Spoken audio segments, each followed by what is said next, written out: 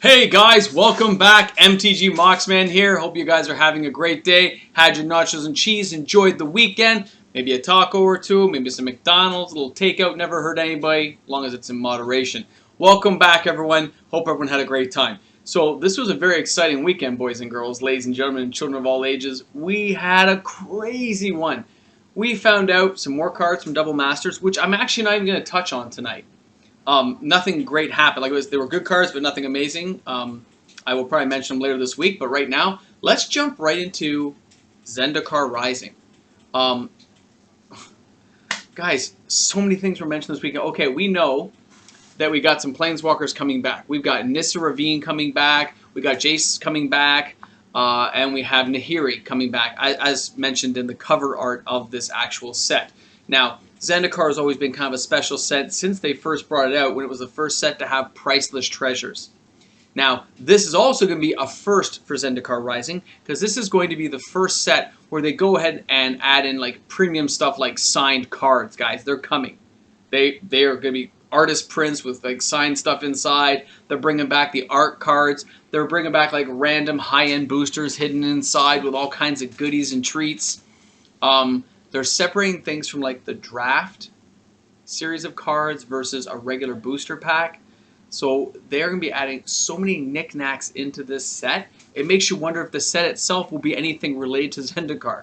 Now they are bringing back allies, and they're bringing back the landfall ability, which is great mechanics for the game. I was never really big on the allies, by the way, because at the time it was only allies versus the Eldrazi, and it just didn't make for a good combo. But who knows what races they're going to have now at odds with each other, now that the Eldrazi are not there to be messed with, right?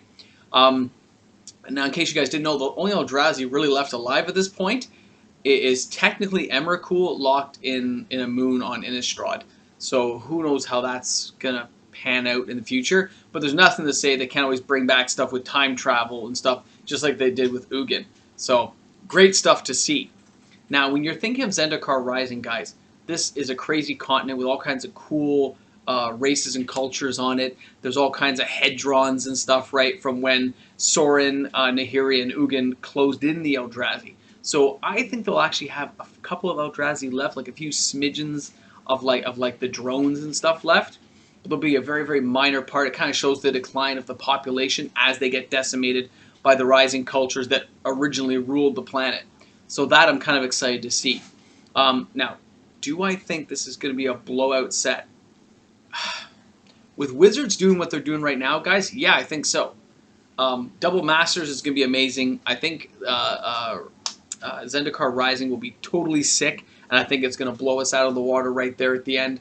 I think we're in for amazing stuff all the way through. I don't know if you guys got a chance to see that cover art, but it is amazing.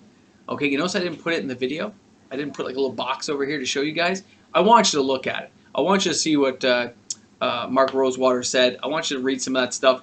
I don't want to just rehash everything and make it into a video, and then it's kind of exactly what he said without him saying it, with my own cool spin.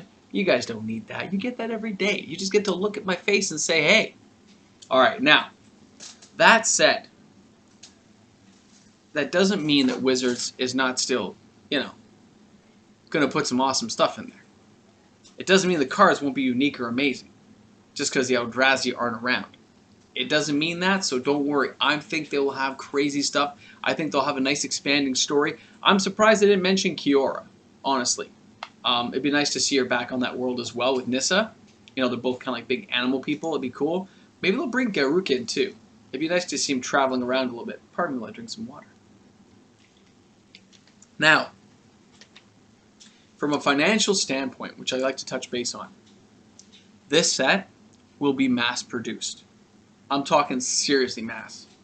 They know it's going to sell well just because of the name they slapped on it, and it will be massive. But just because a set goes massive and nuclear, and they're going to do a huge first printing, and they don't want to run out of cards, that doesn't mean there's not opportunity, guys. A lot of stores nowadays, your regular card stores, do not store the product like they used to. It is too expensive to store it unless the owner happens to be able to put $1 or $2 aside for himself. It's not like an investor who has the means to keep large quantities on hand at their home or in a warehouse. Kind of like, Rudy would do in Alpha Investments, right? He's kind of that extreme one way. And if you look at guys like, I don't know what the Magic Historian does, and I'm not sure what some of the other channels do. I myself, like I said to you guys before, I'm kind of a small time guy. I take, one case, I open 2 on the channel, and I keep 4. It's kind of how I've been doing it. And for a while there, I was actually thinking about cutting back, but our channel seemed to grow. Oh, and oh my God, I almost forgot. And speaking of which, for those of you who decide to support me on Patreon, we have some new members.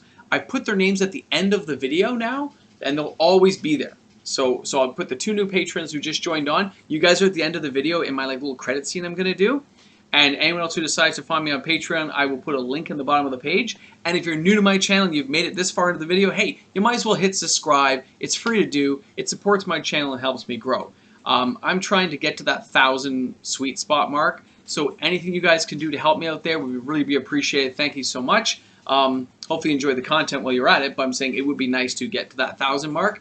And I do have a surprise planned for Double Masters, but I will not mention it until next week on the release week. Okay, so please stay tuned. It's going to be pretty awesome, guys. I hope you guys are. I'm kind of getting psyched about it. It's my first little try at this, so we'll see how it goes. Bear with me. Okay.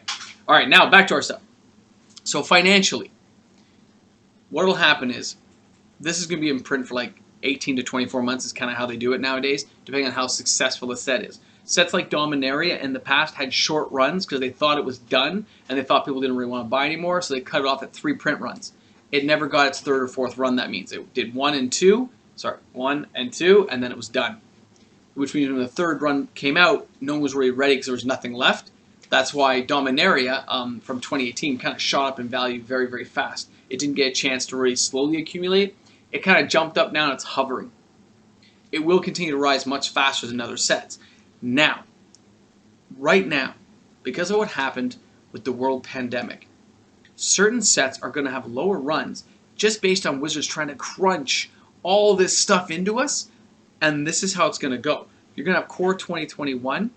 The boxes are not going to sell well. They may seem like, you'll hear other guys hyping on them. I've been to my stores. They're not selling well. There's boxes on the shelves. That means the stores won't reopen and reorder stuff. They're like, we'll leave what we have, which will cause a shortage in the runs when they go to do the print run. They'll say, nobody's reordering this product from the distributor. We'll cut this one short. The same will go for Ikoria, and the same will go for Theros. Theros is probably going to get its 2 runs and it's done. It's not going to get the 3rd or 4th. Ikoria did sell really well because the whole Godzilla theme and the mechanics are awesome in Mutate, although the companion one kind of got shot down when they crippled it. But if you keep to the actual set that it's a good set, then it'll probably get its 3rd run. It won't get a 4th. I don't believe so, just because there's so many products being crimped out. And they probably pumped it a little extra with Zendikar Rising coming up. You're only like a month and a half away, guys. So this 6 weeks coming up, you're going to see, now that Double Masters has pretty much all been released to us, this week will probably be the end of it, and we'll get to know all the cards. And by the way, great cards in this set. In case I'm not I'm going to talk about Zendikar tonight, but great cards in the set. I'm really psyched for the opening next weekend, guys. It is going to be amazing. And I hope everyone here comments in the comment section to let me know what you got. I'm really curious. I'll be doing the 1 box plus a couple of the individual packs. Okay, I've got it all done and ready, so I'll be prepared. It'll be a Saturday midday video, which is not my norm because it'll take a long time to upload up north. But I will have it ready for you guys, so please stay tuned. I hope you guys all enjoy it. Please watch the videos till the end. The average viewership really matters in YouTube. If you guys watch my videos till the end, it bumps me up in the list of viewers. Even if I don't have a lot of viewers per se, like there's only 229 of us, I can end up in the first page if you guys watch the whole video. So please, it'd be awesome. So that will be very cool. Off topic. I know I always like spin myself around. Now, back to Zendikar, back to financials. If you're a collector who wants to make some money doing this, stores are not, this is going to be the end of the quarter. Zendikar will be opened massively. I'm talking huge because of the name that goes with it. But I don't think Wizards is going to put rare, ultra rare old cards. They are reprinting kind of like the mystery box, They are printing cards like that, and they're putting old borders on them, guys. Okay, because they're trying to find any way they can to pump out a little extra cash to Hasbro, which is fine. I got no problem with that. Great cards we could probably use, which is awesome for all of us who are players. But it won't be like priceless treasures like they did before. Although, wouldn't it be awesome if they even bought up a few of the secondary market stuff like Antiquities cards and shoved them in? Priceless Masters Wizards doesn't mean it has to be ultra expensive cards. You start popping in there some old Antiquities cards and Legends cards, even if they're just commons, it'll blow people out of the water. So, it just because it would add that little spice to it. It'd be cool. I don't think they're going to do it, but it'd be cool. So financially, what will happen, guys, is when you go ahead and look at this set 12 months from now, you're going to see whatever sets that come out afterwards, right, after Zendikar Rising, will probably be, I think, hampered a bit by the fact that Zendikar is going to be taking up a lot of people's money. I know myself, I'm going to get a little extra of it. Now, I know I'm buying it early, and I don't have to sit on it even that much longer, but in the history, it has always had a good return. Battle for Zendikar did take a long time to start getting its value back up. Oath to the Gatewatch was not as good as Battle for Zendikar, although it had the first full art lands like that as the treasure card. It was awesome.